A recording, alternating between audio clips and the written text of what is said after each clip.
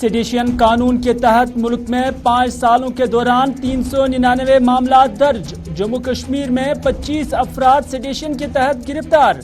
3 के खिलाफ फर्जी जुर्म भी हुई थी आयद, किसी में भी जुर्म साबित नहीं हुआ। साल 2018 और 19 में सबसे ज्यादा मामला दर्ज। आसाम का नाम सरफहरिस्त।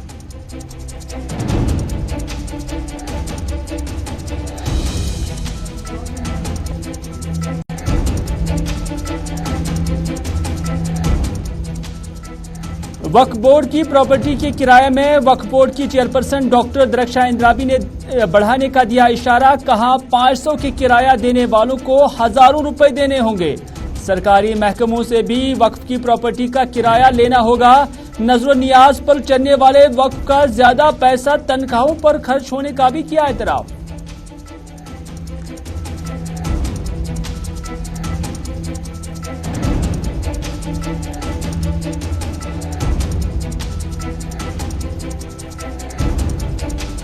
और वाटर वर्क्स कोऑर्डिनेशन कमेटी ने मुतालबात पूरे न होने की सूरत में 17 मई साल 2022 को भूख हड़ताल पर जाने का किया ऐलान। सरकारी अहकामात को लागू करने का किया मुतालबा।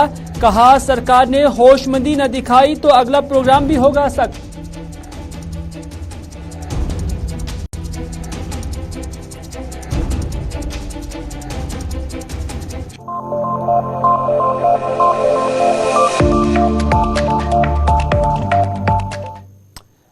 बिस्मिल्लाहिर्रहमानिर्रहीम। अस्सलाम वालेकुम। दोपहर के 4 बज चुके हैं। श्रीनगर के स्टूडियो से बराह रास्त प्रोग्राम स्पेशल रिपोर्ट लेकर आपका मेजबान मीर हिलाल हाजुरी आपकी खिदमत में हाजिर। सुप्रीम कोर्ट ऑफ इंडिया का एक तवारीखी फैसला जो सेडिशन मामले को लेकर या सेडिशन एक्ट को लेकर लिया गया है और इस कानून को फिलहाल मुंजमद किया गया है ऑनरेबल सुप्रीम कोर्ट की जानिब से, क्योंकि मुल्क के अंदर ये आवाजें उठ रही थी कि इस सेडिशन लॉ का इस्तेमाल अब बहुत गलत हो रहा है। उस पर सरकार तो मुअर्रज़ इल्जाम ठहराया जा रहा था, लेकिन आपको बताना चाहेंगे कि जो ये सेडिशन कानून था ये मुल्क के आईन में जब शामिल हुआ, लेकिन उससे पहले भी यहां अंग्रेजों के दौर में ये कानून यहां पर मौजूद था और उसके बाद जब मुल्क आजाद हुआ तो इसी कानून को नए निजाम में भी शामिल किया गया और तब से लेकर आज तक अंग्रेजों का बनाया गया ये सेडिशन कानून यानी बगावत का कानून हिंदुस्तान के आईन में भी शामिल था, लेकिन फिलहाल इससे मुंजमद किया गया है सुप्रीम कोर्ट की जानिब से। हतमी फैसला इस पर अभी आना बाकी है, लेकिन जब हम आदाद शुमार जानते हैं, क्योंकि मुल्क के अंदर ये आवाजें उठने लगी हैं कि भारतीय जनता पार्टी के दौर इक़्तिदार में खासतौर पर साल 2018 के बाद इस कानून का सही इस्तेमाल नहीं हुआ है। ये मुल्क के अंदर आवाजें उठने लगी हैं, जिसके राव से सुप्रीम कोर्ट की जानिब से एक फैसला भी आया है। लेकिन मुल्क के अंदर सूरत हाल क्या है? साल 2014 से लेकर साल 2019 तक जब ये आंकड़े देखते हैं, जब ये मामला देखते हैं, तो पता चलता है कि मुल्क के अंदर 399 लगभग 400 के आसपास केसेस जो है वो दर्ज हुए और जम्मू कश्मीर के अंदर भी पिछले 5 साल के दौरान 25 मामला दर्ज हुए हैं। साल 2019 में सबसे ज्यादा केसेस जो है वो 93 दर्ज हुए, जबकि साल 2020 में बताया जाता है 73 केसेस जो है वो दर्ज हुए हैं। तो इस तरह से जब हम जम्मू कश्मीर का भी डेटा देखते हैं तो यहां पर भी अलग ही डेटा नजर आ रहा है। सनम एजाज से हम इस हवाले से जानने की कोशिश करेंगे जो हमारे साथ इस वक्त लाइन पर मौजूद है। सनम, अगर आप तक मेरी आवाज आ रही है, जानना चाहेंगे कि मुल्क के अंदर सेडिशन कानून को फिलहाल मुंजमद किया गया है, इसे फ्रीज किया गया है ऑनरेबल सुप्रीम कोर्ट की जानिब से और इस हवाले से सरकार से भी कहा गया है कि वह इस पर अपनी जो आइंदा मामलात है उस पर वह अपनी पेशरफ्त करे, लेकिन तब तक एक बड़ा रिलीफ मुल्क के अंदर खासतौर पर उन केसेस को लेकर बताया जाता है जो 399 जिसकी तादाद बताई जा रही है और इसमें भी बताया जा रहा है कि साल 2019, 18 और 20 के अंदर सबसे ज्यादा केसेस जो है पाए गए और जम्मू कश्मीर के अंदर भी जब हम देखते थे तो पता चलता है कि साल 2014 से लेकर साल 2019 तक 25 केसेस जो है इस कानून के दायरे में लाए गए। बिल्कुल हिलाल, जिस तरह आपने आदाद शुमार भी बताई, ये भी बताया कि अंग्रेजों की दी हुई देन है, तो कुल मिला के अगर गूगल करें तो गूगल में साफ तौर पे दिखता है कि ये अंग्रेजों का लाया गया कानून है। और ये सेडेशन कानून जो है ये 1896 के आसपास लाया गया था, ठीक उस वक्त जब मुल्क में आज़ादी की तहरीक उठी थी और अंग्रेजों को भारत छोड़ने को अंग्रेजों के खिलाफ जो भारत छोड़ो का नारा लगाया गया था, उस नारे को दबाने के लिए अंग्रेजों ने ये कानून लाया था और इसे बगावत का कानून नाम दिया गया था। 126 एक का जो कानून है, और इस बगावत के कानून के तहत तब भी यही हाल था जो आज की वक्त में इस कानून का हाल है। तब भी बिना किसी इल्जाम के, बिना किसी कानूनी कार्रवाई के किसी आदमी को इस कानून के तहत उठाया जाता था और उसे तड़ी पार किया जाता था, यानी उसे अपनी रियासत से, अपने मुल्क से दूर कहीं लेके लिया जाता था। और अंग्रेजों का ये जालिम तरीन कानून तब माना जाता था। और उसके बाद जब आज़ादी हुई, आज़ादी की में रियॉर्गनाइजेशन हुआ, मुल्क के कवानीन नए बदले, लेकिन ये कानून फिर भी उधर ही रहा और सांप का फन तब भी देखने को मिला। और फिर बताया जाता है, जो गूगल किया जाता है तो गूगल में लगता है कि 1956 के आसपास भी लोगों ने इस कानून के खिलाफ जो है उस वक्त आवाजें उठाई, लेकिन ये कानून के खिलाफ आवाजें तो उठी लेकिन कानून उधर ही चिंगारी की तरफ नीचे ही रहा। लेकिन 2018 के बाद इस कानून पर विवाद या सवाल बहुत ज्यादा उठना शुरू हुए। ठीक उस वक्त ये सवाल ज्यादा उठना शुरू हुए जब आसाम में इस कानून का सबसे ज्यादा इस्तेमाल होने लगा और सबसे ज्यादा वहां पे लोगों को इस कानून की जद में बिना जो कोर्ट प्रोसेस है या बाकी जो है उनके तहत बंद किया जाने लगा। और आसाम के बाद अगर देखा जाए तो दूसरी स्टेट्स भी हैं जहां पे इस कानून पर सरकार के पर इल्जाम आयद हुआ कि इस कानून का सरकार जो है वो अपने हरीफों के खिलाफ इस्तेमाल कर रही है, यानी जो पॉलिटिकल अपोनेंट्स हैं उसके खिलाफ इस्तेमाल किया जा रहा है। जम्मू कश्मीर में भी इसी तरह के वाक़ात में लोगों का इल्जाम लगता रहा कि इस कानून का इस्तेमाल हुआ है, लेकिन इस कानून का जम्मू कश्मीर में इससे ज़्यादा कहें तो इससे और भी बड़े कानून है। यहाँ पे UAPA भी है, यहाँ पे पब्लिक सेफ्टी एक्ट भी है, तो ज्यादा इस कानून के जी बिल्कुल सनम, जब हम डेटा देखते हैं, क्योंकि इल्जामात लगे हैं कि इस कानून का गलत इस्तेमाल हुआ है सरकार की जनब से, और जब हम डेटा भी देखते हैं, गूगल ही किया हमने भी, और उससे पता चलता है कि 399 केसेस में 141 केसेस के खिलाफ पुलिस की जानब से फर्द जुर्म आयद की गई है, और उन 141 में से सिर्फ 6 केसेस ऐसे हैं जिसमें कन्विक्शन हुआ है। और इसमें जब ये परसेंटेज हम देखते हैं तो बहुत कम है। 141 केसेस में जिसको पुलिस ने छानबीन की है, उसके बाद अदालत आलिया में बाज़ाब्ता तौर पर फर्द जुर्म आयद की है, और 141 में से सिर्फ 6 केसेस का कन्विक्शन होना, क्या आपको नहीं लग रहा है कि ये वाकई जो सुप्रीम कोर्ट ने ऑब्जर्व किया है कि इसका गलत इस्तेमाल हो रहा है? देखिए, खुद ही आप देखिएगा, फर्द जुर्म आयद करना कोई बड़ी बात नहीं होती है, लेकिन कन्विक्ट होना सबसे इंपॉर्टेंट है। जो कोर्ट होता है, कोर्ट सभी जो पहलुओं को देखता है उसके बाद सजा देता है, वो बरी करता है, सजा देता है। आदाद शुमार ये है कि 99% जो केसेस हैं उसमें कन्विक्शन नहीं है। 6 केसेस 141 में से कन्विक्शन होना खुद बयान करता है कि इस कानून का किस तरह से एडमिनिस्ट्रेशन ने गलत इस्तेमाल किया है, लोगों को इस कानून के दायरे में लाया है। लेकिन जब अदालत तक केस पहुंचा, वहां फर्द जुर्म आयद हुई तो फर्द जुर्म में साफ जाहिर हुआ कि ये तो वही है, बेतुकी सी बात है। और उसके बाद 6 केसेस का कन्विक्ट होना खुद बयान करता है कि ये कानून किस तरह से इस्तेमाल हुआ है। और पिछले कई वक्त से, खासतौर पे जब 2017-18 के बाद से ज्यादातर बीजेपी सरकार पर इल्जाम आयद होने लगा कि अपने हरीफों को इस कानून के जरिए दबा रही है, और बहुत से वाक़ात की निशानदेही भी की गई, बहुत से लोगों के हवाले से भी बताया गया। और चूंकि मेरे जम्मू कश्मीर की अगर बात करें तो जम्मू कश्मीर का, जिस तरह मैंने पहले भी बताया कि जम्मू कश्मीर में UAPA भी है, जम्मू कश्मीर में पब्लिक सेफ्टी एक्ट भी है, जम्मू कश्मीर में ये जो कानून है इसका भी है। और इसका इतलाक तो हमने पिछले दिनों देखा जब श्रीनगर की जामा मस्जिद में जो इल्जाम है कि वहां नारेबाजी हुई और उसके बाद वहां नौजवानों को गिरफ्तार किया गया, कुछ में उन पर भी यही मुकदमा आयद है। सर, पूरे जम्मू कश्मीर में ही नहीं बल्कि मुल्क के अंदर जो अभी तक डेटा सामने आ रहा है, 141 में से 6 कन्विक्शन होना, कहीं ना कहीं इससे सरकार की जो क्रेडिबिलिटी है वो भी दाव पर लगती है। तो इसी वजह से ऑनरेबल सुप्रीम कोर्ट की जनब से जो ये ऑब्जर्वेशन है और जिसके रव से अब इस कानून को मुंजमद किया गया है, और फर्दर क्या कुछ होगा वो आइंदा की पेशी में जो है वो सामने आ सकता है। फिलहाल आपका बहुत बहुत शुक्रिया इस प्रोग्राम में इस मामले पर बात करने के लिए। तो इस तरह से 141 केसेस जिनकी चार्जशीट दायर किए गए हैं उसमें से सिर्फ 6 को कन्विक्ट पाया गया है। जब हम जम्मू कश्मीर के जावे से देखते हैं तो जम्मू कश्मीर में भी जो 25 केसेस दर्ज किए गए हैं उन 25 में से 3 केसेस के यानी 3 मामलों में फर्द जुर्म पुलिस की जानिब से आयद की गई है, लेकिन किसी में भी कन्विक्शन नहीं हुआ है, यानी जुर्म साबित नहीं हुआ है बल्कि इल्जामात ही साबित हुए।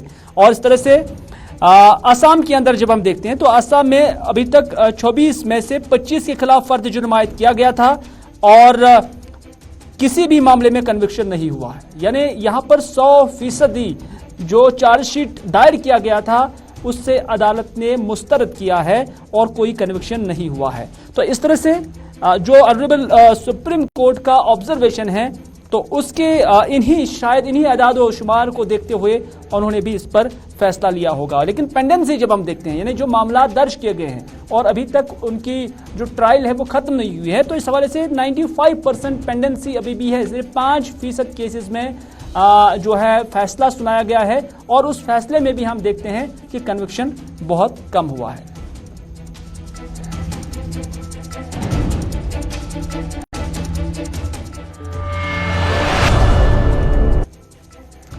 चलिए अगली खबर में बात करते हैं पटन की, क्योंकि पटन के अंदर एंटी करप्शन ब्यूरो की जानिब से छापामारी हुई है। दरअसल साल 2020 में मई का महीना था जब यहां पर एक एफआईआर दर्ज हुई और उस एफआईआर में जो फूड एंड सप्लाईज डिपार्टमेंट है या एएवाई कैटेगरी से वाबस्ता जो लोग थे फूड सिविल सप्लाईज के अंदर, उसमें खुर्द बुर्द का जो इल्जाम लगा था और तकरीबन माना जा रहा है कि 1 करोड़ रुपए का खुर्द बुर्द था और उस मामले की तहकीकात एंटी करप्शन ब्यूरो कर रही है। और तब से अगरचे 2 टीएसओज को भी हिरासत में लिया गया है, लेकिन आज जो छापामारी हुई है माना जा रहा है कि उन्हीं की निशानदेही पे हुई है। राही निसार पटन से हमें इस हवाले से अपडेट करेंगे। राही, क्या है मुकम्मल तफसीलात, क्योंकि आज भी छापामारी हुई है। एंटी करप्शन ब्यूरो हम काफी वक्त से देख रहे हैं, काफी एक्टिव नजर आ रही है, और यहां पर मामला क्या है और अभी तक पेशरफ्त क्या हुई है? देखिए हिलाल जी, जहां पे हम एंटी करप्शन ब्यूरो के बारे में बात करेंगे, बिल्कुल एक्टिव है। अगर हम यहाँ पे डिस्ट्रिक्ट बारामूला की बात करें, बहुत सारे यहाँ पे वाक़ा जो सामने आए, चाहे वो किसी पटवारी को पकड़ा या किसी कलर को पकड़ लिया। वहीं पे अगर हम फूड एंड सप्लाईज की यहाँ पे बात करेंगे, यहाँ पे 2020 में एफआईआर नंबर 5 2020 एक एंटी करप्शन ब्यूरो ने कंप्लेंट पे दर्ज किया था, जिसमें कहा गया था कि एएवाई जो यहाँ पे कैटेगरी है उसमें यहाँ पे धांधलियां हुई है और तकरीबन बताया जाता है कि 1 करोड़ रुपए का वो यहाँ पे मामला है। तो इसकी नस्बत से यहाँ पे एक एफआईआर दर्ज किया गया था और तब से लेकर अभी तक इसमें जो इन्वेस्टिगेशन है वो जारी थी। और इन्वेस्टिगेशन अब यहाँ पे कंप्लीट हुई जब यहाँ पे 2 टीएसओज को गिरफ्तार किया गया, जो 2020 में यहाँ पे टीएसओ सिंहपोरा पटन में तैनात था और वहीं पे सर्कल बी बारामूला में जो उस टाइम टीएसओ तैनात था, उनको यहाँ पे गिरफ्तार किया गया है। और जब उनको गिरफ्तार किया गया, शायद मजीद इन्वेस्टिगेशन के लिए वो कल से यहाँ पे छापामार कार्रवाई जारी है। बिल्कुल, मुख्तसरन जानना चाहेंगे राही आपसे, ये जो गिरफ्तारी हुई है क्या ये पहले से ही हुई थी या कि आज जो रेड्स पड़ी हैं इस हवाले से आज हुई है? नहीं हिलाल जी, एक्चुअली पहले तो एफआईआर लगा था, इस पे इन्वेस्टिगेशन जारी थी। अलबत्ता आज से तकरीबन 4 दिन पहले ये गिरफ्तारी यहाँ पे अमल में लाई है, जिसमें यहाँ पे 2 टीएसओज को गिरफ्तार किया गया। वहीं पे उनकी निशानदेही पे शायद आज यहाँ पे पटन में भी यहाँ पे छापा और कार्रवाई हुई, जिसमें यहाँ पे सर्च ऑपरेशन किया गया। बहुत सारे जो मुझे लगता है कि मुंसलिक इस केस से है। वहीं पे कल शाम यहाँ पे टीएसओ जो सर्कल बी है उसके घर पे भी यहाँ पे सर्च हुई है और इस पे मजीद यहाँ पे बताया जाता है कि और गिरफ्तारियां यहाँ पे मुतवक्का है, क्योंकि अभी इस पे इन्वेस्टिगेशन जारी है। बहुत बहुत शुक्रिया राही निसार अपडेट करने के लिए। अभी भी इन्वेस्टिगेशन जारी है और केस जो है वो अभी हतमी मरहले में दाखिल नहीं हुआ है। अभी एसीबी यानी एंटी करप्शन ब्यूरो जो है इस मामले को छानबीन नहीं कर रहा है, क्या वाकई जो टीएसओज गिरफ्तार किए गए वो इस पे मुलविस हैं या नहीं है, उसका हतमी फैसला आना अभी बाकी है।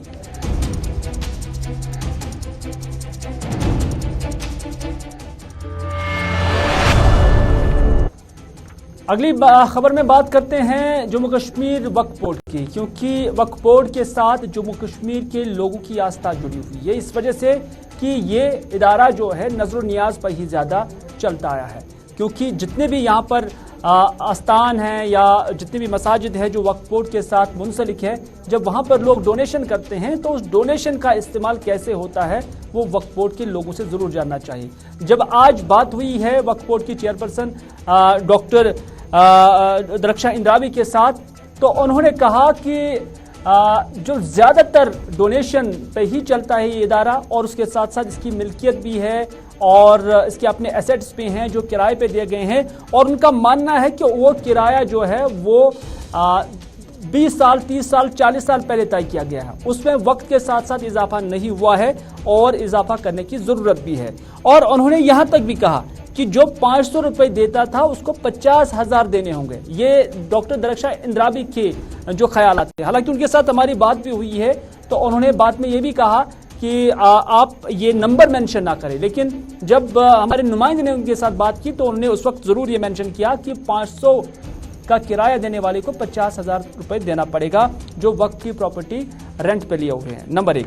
नंबर 2, उन्होंने कहा कि सरकार के पास भी मुख्तलिफ डिपार्टमेंट्स जो हैं उनके पास भी वक्त की प्रॉपर्टी जो है रेंट पे ली हुई है, लेकिन पिछले कई सालों से उन्होंने वो रेंट अदा नहीं की। जब मैंने उनसे ये पूछा कि ये रेंट कितनी होगी तो उन्होंने ये भी कहा कि लगभग 3 करोड़ के आसपास जो है ये रकम अभी भी वाजिबुल अदा है सरकारी महकमों के पास।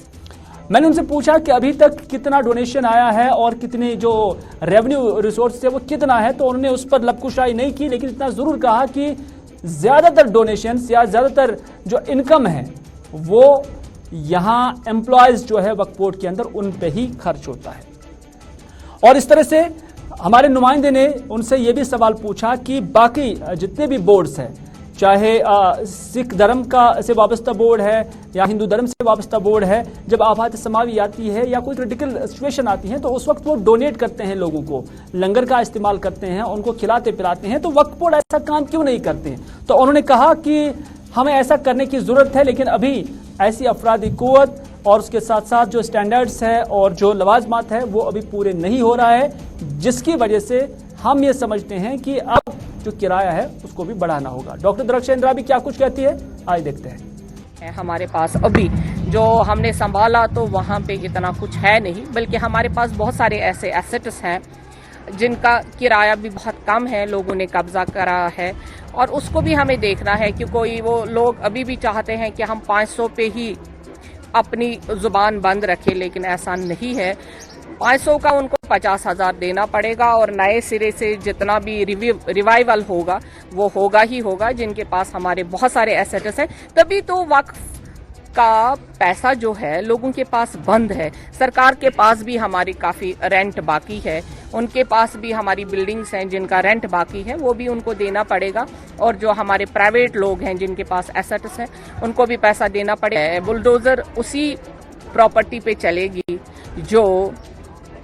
जिन्होंने नाजायज कब्जे किए होंगे और वक्फ को अपना मान के रखा होगा। तो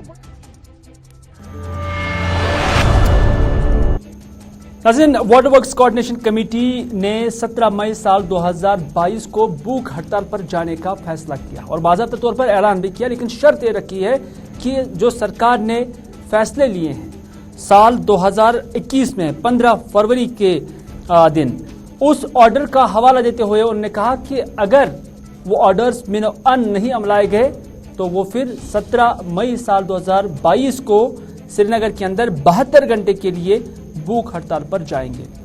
सजाद परे जो कि ऐसे मुलाजमीन की नुमाइंदगी कर रहे हैं, उन्होंने कहा, सजाद परे ने 15 फरवरी 2021 के उस ऑर्डर का हवाला दिया जिसमें 140 वाटर सप्लाई स्कीमें, 3,222 distribution network Srinagar municipal corporation के हवाले करने की हिदायत दिए गए थे।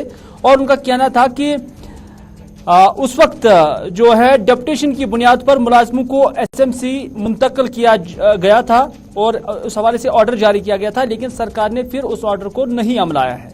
इसके अलावा डेली वेजर से मुतल्लिक भी जो फैसले लिए गए थे उनकी आज वायलेशन हो रही है, ये सजाद परी का मानना है। उन्होंने कहा कि 1352 डेली वेजर्स में से सिर्फ 500 को श्रीनगर म्युनिसिपल कॉरपोरेशन के साथ मुंतकिल किया गया है, जबकि बाकियों की तरफ कोई तवज्जो नहीं दी जा रही है। उन्होंने कहा कि उस ऑर्डर में यही कहा गया था कि अब जो ये 3,222 डिस्ट्रीब्यूशन नेटवर्क सेंटर्स और 140 वाटर सप्लाई स्कीमें हैं, ये श्रीनगर म्युनिसिपल कॉरपोरेशन के तहत काम करेंगे।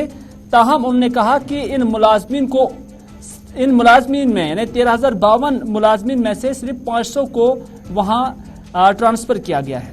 उन्होंने कहा कि सरकार ने उन्हें ईद पर भी तनख्वाह नहीं दी है और उन्होंने सरकार से अपील की है कि जो सेपरेट बजट हेड जो है बनाने का फैसला किया गया था, क्रिएट करने का फैसला किया गया था, उसको अमलाया जाए। उन्होंने क्या कुछ कहा, आइए देखते हैं।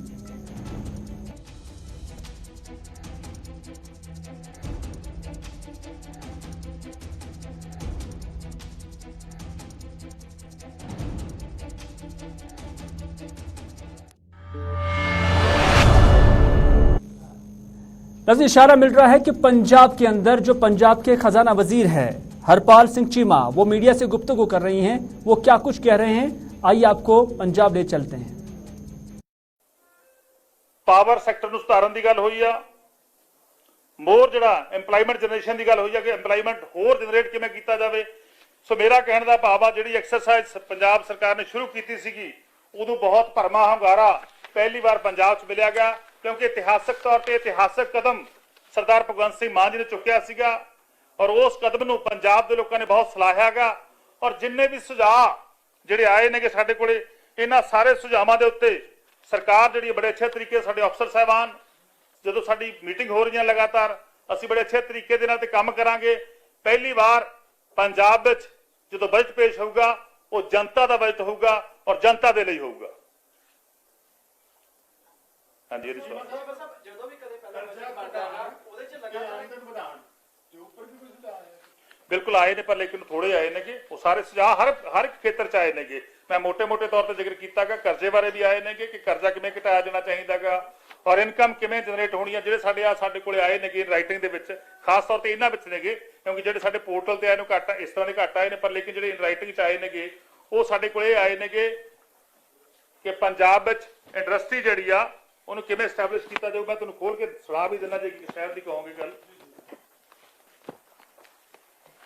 ਸੰਗਰੂਰ, ਪਟਿਆਲਾ, ਰਾਜਪੁਰਾ, ਖੰਨਾ, ਧੂਰੀ, ਮਲੇਰਕੋਟਲਾ, ਬਰਨਾਲਾ, ਇਹਨਾਂ ਬਾਰੇ ਅਸੀਂ ਸੰਗਰੂਰ 'ਚ ਕੀਤਾ ਸੀਗਾ ਔਰ ਇਸ ਤੋਂ ਇਹਦੇ ਬੜੇ ਅੱਛੇ ਸੁਝਾਅ ਆਏ ਨੇਗੇ ਕਿ ਬੇਸਿਕ ਇੰਡਸਟਰੀ ਵਿੱਚ ਕਿਵੇਂ ਚੇਂਜ ਲੈ ਕੇ ਆਉਣੀ ਆ, ਖੇਤੀ ਆਧਾਰਿਤ ਸਨਅਤ ਕਿਵੇਂ ਲਾਉਣੀ ਆ, ਖੇਤੀ ਆਧਾਰਿਤ ਸਨਅਤ ਲਾ ਕੇ ਪੰਜਾਬ ਵਿੱਚ ਜਿਹੜੀ ਪਰ ਕੈਪੀਟਲ ਇਨਕਮ ਆ ਉਹ ਕਿਵੇਂ ਵਧਾਉਣੀ ਆ। ਸਾਰੇ ਸੁਝਾਅ ਰਾਈਟਿੰਗ ਬਹੁਤ ਸਾਰੇ ਲੋਕਾਂ ਨੇ ਦਿੱਤੇ ਨੇਗੇ।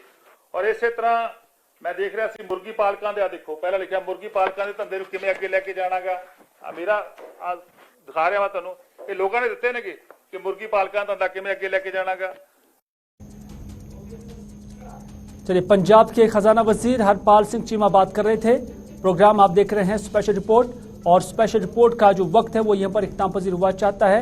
आप हमें इजाजत दीजिए इस वादे के साथ कि अगर जिंदगी रही तो आपसे फिर होगी मुलाकात। तब तक के लिए खुदा हाफिज, फी अमान अल्लाह।